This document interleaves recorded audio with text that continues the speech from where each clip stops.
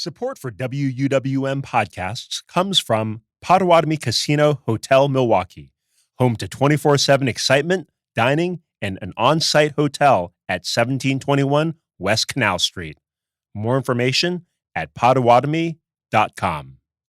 You're listening to Lake Effect Spotlight from WUWM, Milwaukee's NPR station.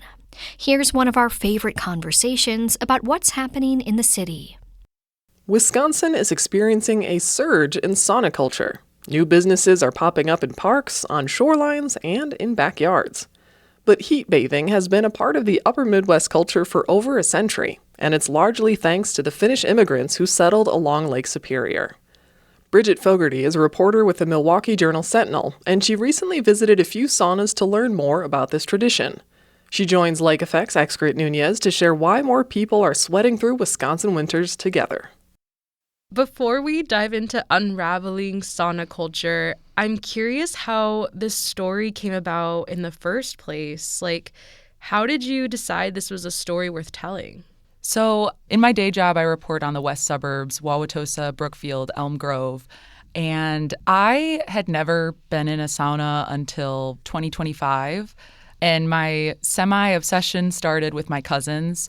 They live in Chicago, and they're always kind of just trying to find a different adventure to do in the winter. And they had seen a lot of these public urban sauna businesses popping up. So as I was thinking about more of these businesses, seeing them pop up, I just thought, is this a trend, or is this more of what is the history behind all this?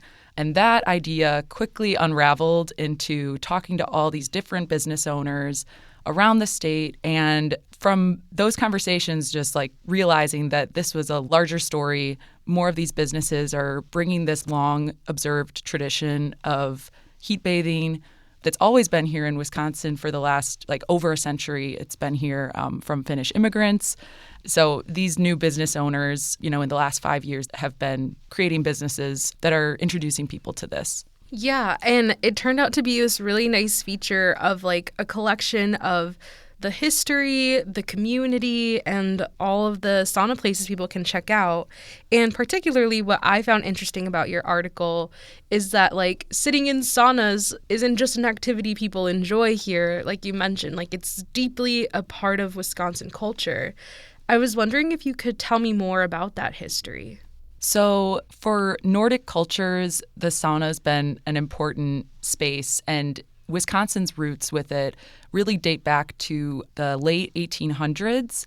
So one of the people, as I was trying to understand the roots of this in Wisconsin, Michael Nordskog, he's the author of the book The Opposite of Cold, The Northwoods Finnish Sauna Tradition. And he talked me through how saunas are often the first building that the early Finnish immigrants in Wisconsin and Minnesota along Lake Superior, those were often the first buildings that they built on their farmsteads. Also the upper peninsula of Michigan, where these Finnish American communities continued the tradition.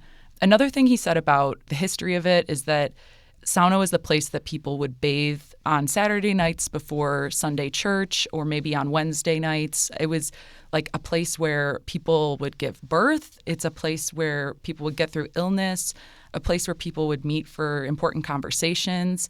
And that was really cool to hear about because that tradition changed and shifted over generations, but people still up north continue to have saunas, whether it's, a pop-up barrel sauna that they've built in their backyard.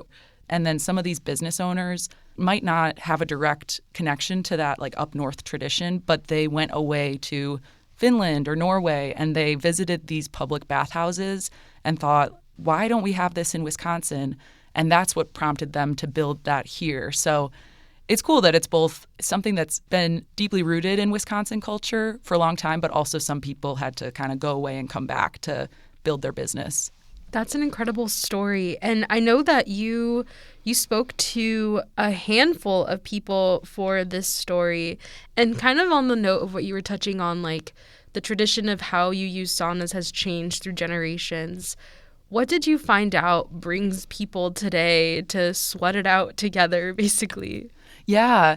So I was able to first visit Kiln in Door County in October. And then from there, that sort of spiraled whether to my editor's excitement or disdain, that spiraled into me visiting 3 other sauna businesses. So I visited Hot Spell Sauna that's on McKinley Marina.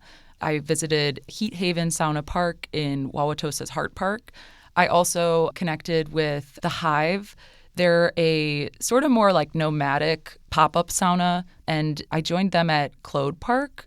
So I got to see all sorts of different people who this is like almost their religion. They're doing this every week. I also got to then talk to people who were trying it for the first time. And so I think that some of the resounding reasons why people are flocking to these businesses is the wellness aspect of how it makes their body and their mind feel. I also talk to people who really are choosing to go to these spaces because it's an alternative to sitting at the bar for, an hour and drinking alcohol. And that also speaks to the community aspect, I think. People are meeting each other in saunas. I think after the pandemic, we had a couple years of isolation and kind of that emerging from there. It's like, how do you meet people? How do you meet new friends? How do you stay connected with your neighbors? It also can be just like a quiet time to like focus inward and connect with yourself. But I think people are going there because it gets them off their phones and connected with other people and with themselves. So it sounds like saunas are a third space for people. I was wondering, what did you enjoy most about visiting saunas? Yeah, I think that I slowly became more entranced with going to them because I just love that it's a way to be outside in Wisconsin winter and really enjoy the beautiful place that we live. For me, I just feel great. I sleep really well afterwards, and it clears my mind. It's fun that family introduced me to it in the first place because I feel more connected. It's something that I can do with my cousins or I've done with my mom and her sisters. And so it's just become a really bright spot in what can be harder winters. I'm Lake Effect's Xcaret Nuñez speaking with Bridget Fogarty, a reporter with the Milwaukee Journal Sentinel, about her recent story on Wisconsin's sauna culture. Well, Bridget, we're about to visit a sauna together, but before we head out, I was wondering, do you have any advice for first-timers like myself on sauna decorum or tips on what to bring? So make sure to bring a towel, maybe bring 2, one if you're going to dry off and go in the lake, one to sit on while you're in the sauna. I would also wear a swimsuit or some athletic clothes that you don't mind sweating in. There might be chatter, there might be light conversation in there, but you can also take that time to just be quiet and sit with yourself. Bring some water. I would suggest, drinking water beforehand. Another thing you could bring is sort of like a shower shoe, so flip-flops or Crocs. But, once you've got all of that gear, just going with an open mind, taking a deep breath, listening to your body. The people who all work there, too, will really guide you through the experience. Well, Bridget, I am so excited to go check out a sauna with you. I really love chatting, but how about we head out and try a sauna together? Let's do it.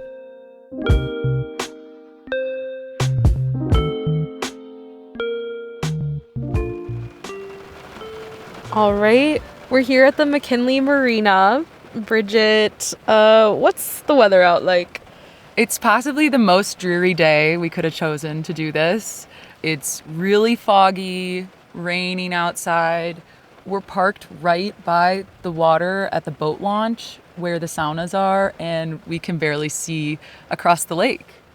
But we're still going to do it. Yeah, Bridget said it's rain or shine. No choice. I'm feeling a little nervous, but super excited. I mean, something you mentioned earlier, Bridget, was what else could you possibly do on a day like this, right? And the sauna is a good thing to do right now. Yeah, I feel like if we're really going to try to embrace Wisconsin winter, that includes fake spring. We're going to get outside, we're going to enjoy ourselves, and I don't know, I think you're going to like it. All right, let's do this thing.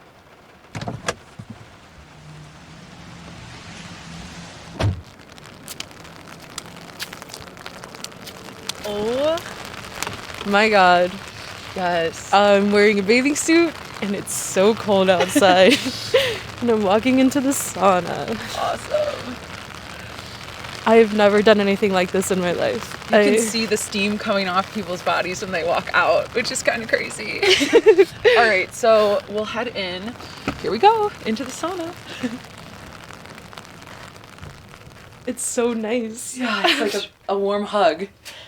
So this is the stove. We've got a couple logs on it. The fire's going. And the rocks on top, we could pour some water and get some steam. Yeah, let's do it. Okay.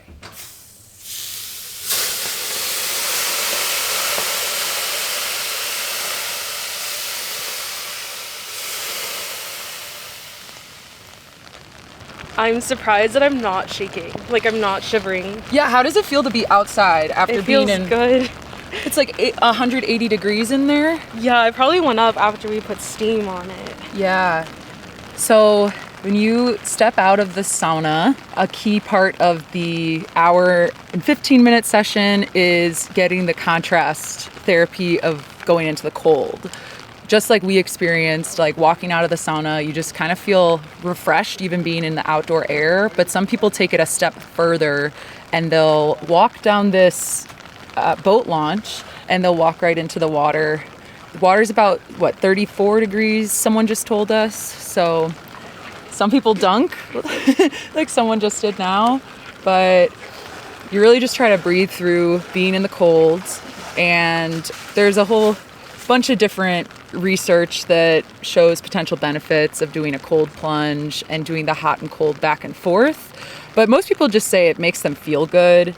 I don't know if I'm brave enough to step my toes into the water, but I think we're choosing the rain today. Yes. To give us the little cool off moment. And we get to go back into the sauna, warm up again, and then try it again, and maybe we'll feel different. Yeah. So we're just kind of building that threshold of like, okay, I can stay outside a little longer. I mean, I think I see steam coming off your body. At least I see like my breath right now. So we can head back inside if you want. Yeah, let's do it. I'm proud of us. Oh, me too. We're back in the sauna. It's nice and warm. The true part of the Finnish sauna experience is what is known as loilu. And for all the Finns out there, they can help me better pronounce it. But loilu is the act of pouring the water onto the rocks. And it's also the experience of the water becoming steam. So we're going to do that now.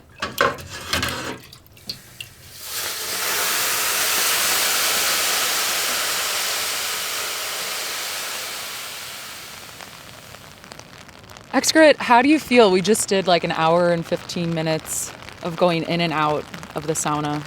I feel so much better than I thought I would. I feel really relaxed. I'm not cold. I was shaking. I was shivering the very first round that we did. It just felt so nice to feel the rain on my skin and feeling the heat in through my nose, on my lips, on my toes. It was like an intense feeling. I gotta be honest, I was pretty nervous going into this experience because I felt like I was breaking like cultural rules in my family to like not go outside after being in the water. Yeah, I really enjoyed it. I'm glad I broke my family's rules for a little bit. And I could totally see myself doing this again. I think it's really meditative. Yeah, well, I'll come back with you.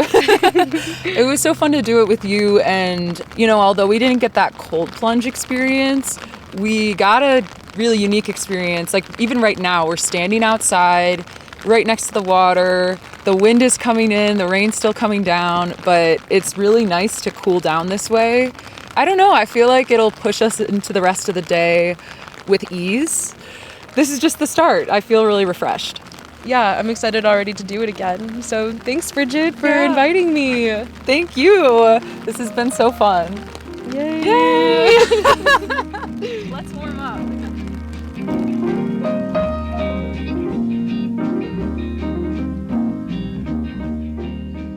Bridget Fogarty is the West Suburbs reporter for the Milwaukee Journal Sentinel. She spoke with Lake Effect's Xcaret Nuñez.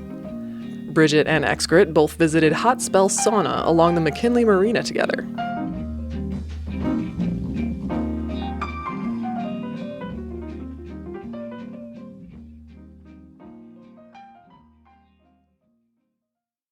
That was the Lake Effect Spotlight podcast. It comes from WUWM, Milwaukee's NPR station. Lake Effect is WUWM's talk show all about what's happening in the city. If you want to hear more conversations like this, subscribe to the Lake Effect Spotlight podcast, and you'll hear highlights from the show. If you want to hear the full show, it's on the radio at noon, Monday through Friday, on 89.7